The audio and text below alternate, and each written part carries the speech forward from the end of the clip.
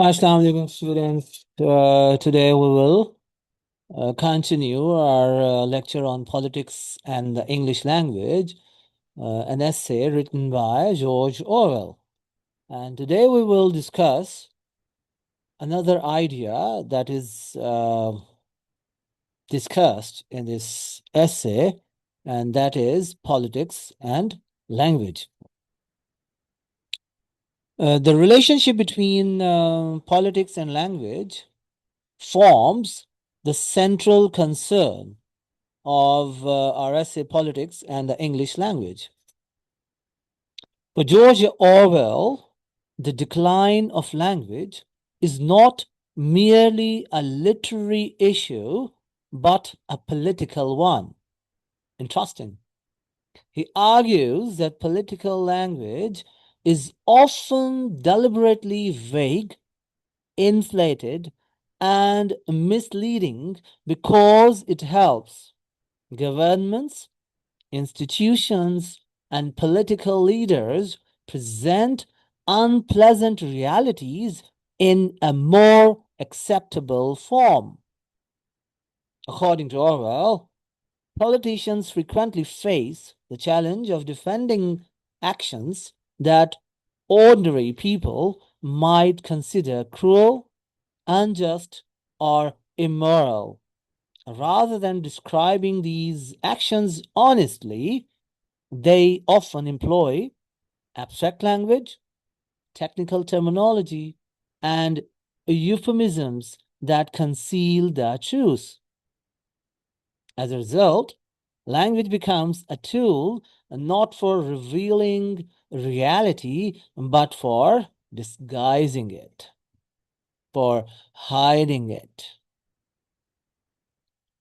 So Orwell's central argument here is that political language often serves a dishonest purpose. How? Instead of communicating facts clearly, it is frequently used to manipulate public opinion and shape people's perceptions. Political writers and speakers may avoid direct descriptions because direct language forces audiences to confront reality. Indirect language, on the other hand, creates emotional distance and makes disturbing actions appear normal, necessary, or even admirable. In the way, language becomes a form of political power. Let's take example of political language here. Orwell argues that political language often transforms concrete realities into abstract concepts. Direct language, like thousands of civilians were killed. It is direct. This statement is clear, it is specific, and emotionally direct. The reader immediately understands the human consequences of the action. Political or euphemistic language, how it will portray the picture. Strategic operations were conducted to ensure regional stability. This statement removes human beings from the sentence. There are no victims, no deaths, and no suffering. The language is abstract and technical. It makes the event sound administrative rather than tragic. See how euphemism can change each and everything. Let me analyze it. If you see the second statement, it does not necessarily contain false information, but it hides the reality behind vague terminology. The focus shifts away from human suffering and toward bureaucratic goals. This demonstrates Orwell's concern that political language can obscure moral responsibility too. Let's see Orwell's famous observation. Political language is designed to make lies sound truthful and murder respectable and to give an appearance of solidity to pure wind. This is one of the most famous statements in the essay and summarizes Orwell's view of political discourse. Let me explain this quotation in detail.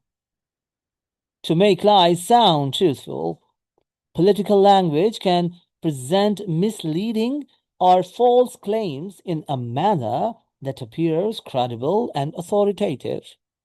Complex vocabulary, official terminology, and confident rhetoric may persuade people to accept statements without questioning them critically. The language creates an illusion of truth, even when the underlying reality is doubtful. There's another phrase in it, and murder respectable.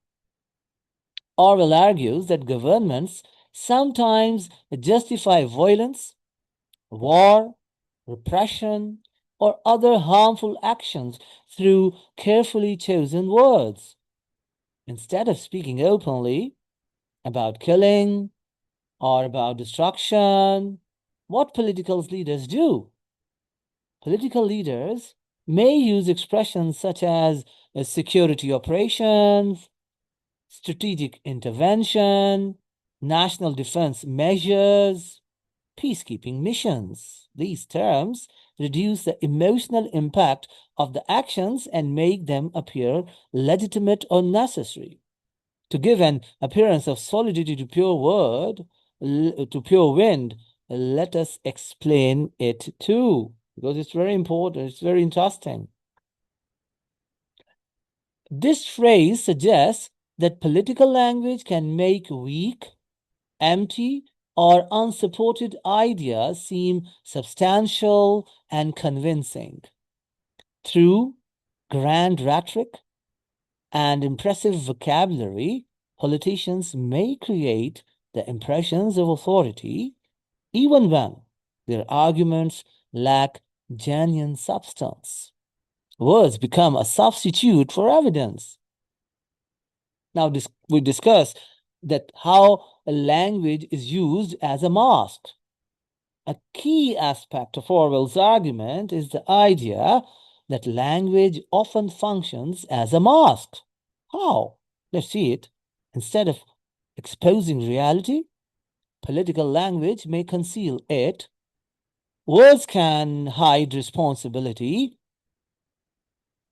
They can conceal violence. Words can justify injustice. Words can distract attention from facts. And they can also manipulate emotions. The more abstract the language becomes, the easier it is to avoid confronting the human consequences of political decisions. For Orwell, honest language removes the mask and forces people to face reality directly.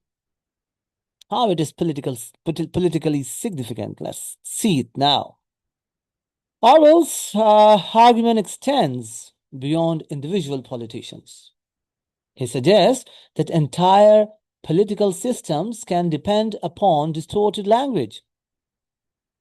When citizens repeatedly encounter euphemisms, slogans, and vague terminology, they may gradually lose the ability to evaluate political actions critically. This is why Orwell regards linguistic clarity as a democratic necessity. Clear language enables informed judgment, while dishonest language encourages passive acceptance. Political freedom, therefore, depends partly upon linguistic honesty. Now let it analyze critically. Orwell's discussion of political language remains remarkably relevant. Why? Because modern politics continues to rely heavily on public relations, official statements, media narratives, and carefully crafted rhetoric.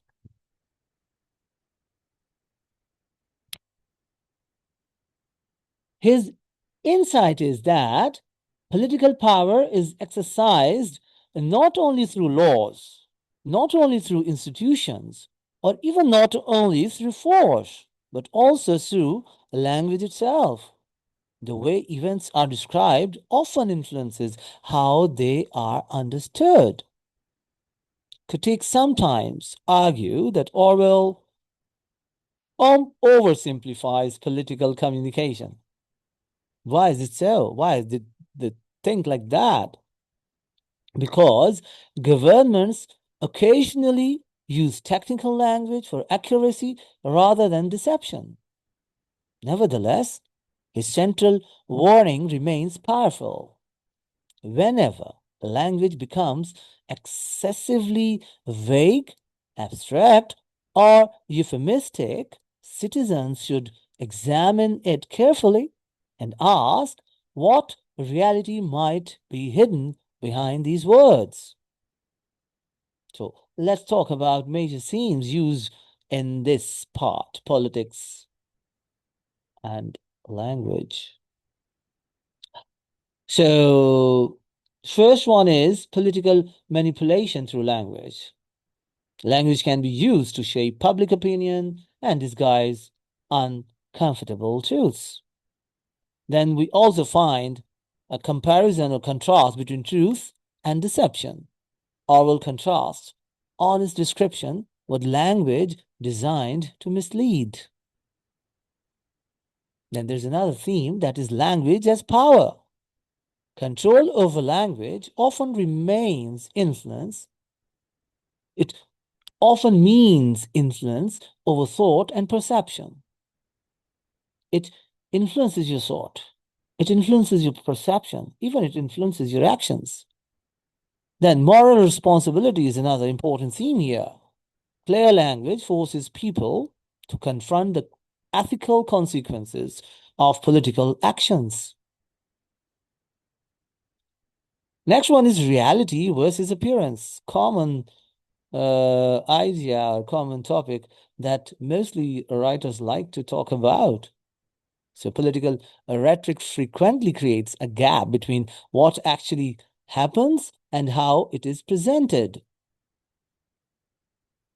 So we can say that Orwell argues that political language is often used to conceal reality, justify questionable actions, and manipulate public opinion.